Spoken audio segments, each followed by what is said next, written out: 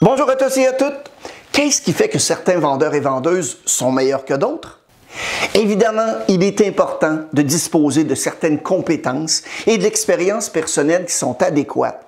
Mais être en mesure de convertir systématiquement les leads pour conclure des affaires et de figurer aussi parmi les meilleurs vendeurs et vendeuses de votre entreprise ou de votre région, ça exige beaucoup plus que des compétences et de l'expérience.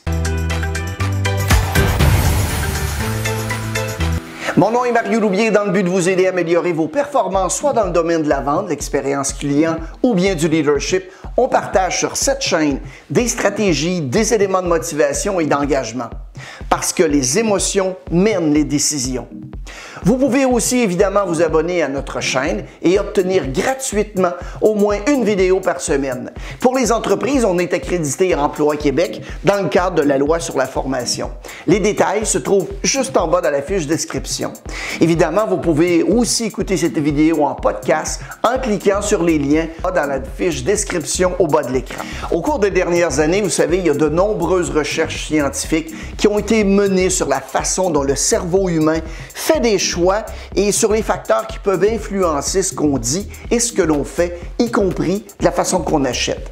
Mieux encore, ces connaissances sont facilement accessibles et peuvent être utilisées pour vous aider à devenir un commercial de premier plan. Je vous rassure sur quelque chose. Vous n'avez pas besoin d'un diplôme en physique nucléaire ou en chimie botanique pour combiner science et vente.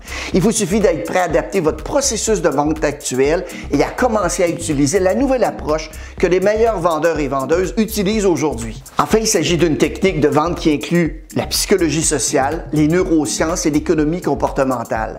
Cette nouvelle approche de la vente est basée sur des méthodes scientifiquement éprouvées pour vous aider à améliorer vos performances en tant que vendeur et vendeuse à chaque étape du processus d'achat. Alors que la plupart des meilleures pratiques de vente B2B ou B2C vont se concentrer sur les vendeurs eux-mêmes, la vente basée sur la science se concentre sur la partie la plus importante de tout processus de vente, soit évidemment l'acheteur. La vente basée sur la science utilise la recherche scientifique pour comprendre ce qui se passe dans le cerveau humain des acheteurs et comment leur cerveau peut être influencé. Si vous commencez à vendre d'une manière qui, par exemple, correspond à la façon dont le cerveau est câblé pour faire des achats, évidemment, vous allez stimuler vos ventes. Mais soyons clairs sur un point, on ne parle pas ici de tour de Jedi. Tu dois sentir la force autour de toi. Il s'agit donc d'appliquer des décennies de recherche à votre processus de vente pour vous aider à augmenter vos ventes. Et pour vous aider à vous lancer dans la vente fondée sur la science, on a donc dressé une liste d'une vingtaine de techniques de vente fondées sur la science qui sont d'après nous les plus pertinentes que vous pouvez utiliser dès aujourd'hui. Donc, plongeons dans le vif du sujet. Êtes-vous assez observateur pour remarquer le comportement des acheteurs et surtout la façon dont ils vous répondent? La science montre que le fait de copier les gestes, les expressions, la posture de votre client peut considérablement améliorer la perception qu'il peut avoir de vous. Cette technique est connue sous le nom de faire le miroir. Elle est surtout utilisée dans les couples, mais elle est également utilisée sur le lieu de travail, lors des réunions de conversation avec des collègues et d'événements de réseautage. Une étude a été menée auprès de 60 personnes chargées de négocier entre elles. Et figurez-vous qu'en copiant la parole et la posture de leurs partenaires, elles ont pu parvenir à un accord dans 67% des cas, tandis que celles qui ne copiaient pas les partenaires n'ont pu parvenir à un accord que dans 12,5% des cas. Une autre étude réalisée en 2011 auprès de plus de 100 clients a révélé qu'ils achetaient plus de produits et avaient une impression plus positive de l'entreprise lorsque les vendeurs et vendeuses au détail étaient invités à refléter le comportement de leurs clients. Le fait de refléter le comportement verbal et non verbal de vos acheteurs va renforcer considérablement leur volonté d'être d'accord plus facilement avec vous et de vous faire confiance. Vous abandonnez pendant que vous êtes en avance ou vous continuez simplement sans jamais savoir quand arrêter? Il y a un phénomène connu sous le nom de coût irrécupérable. Ça se produit quand les gens ne veulent pas arrêter de faire quelque chose pour lequel ils ont déjà investi du temps, de l'énergie, des ressources, ce qui peut aggraver une mauvaise situation, au lieu de la considérer comme une occasion d'apprendre et d'affirmer leur processus de vente. Les vendeurs et vendeuses qui évitent l'erreur des coûts irrécupérables sont en mesure de consacrer une plus grande partie de leurs ressources à des opportunités qui sont beaucoup plus rentables.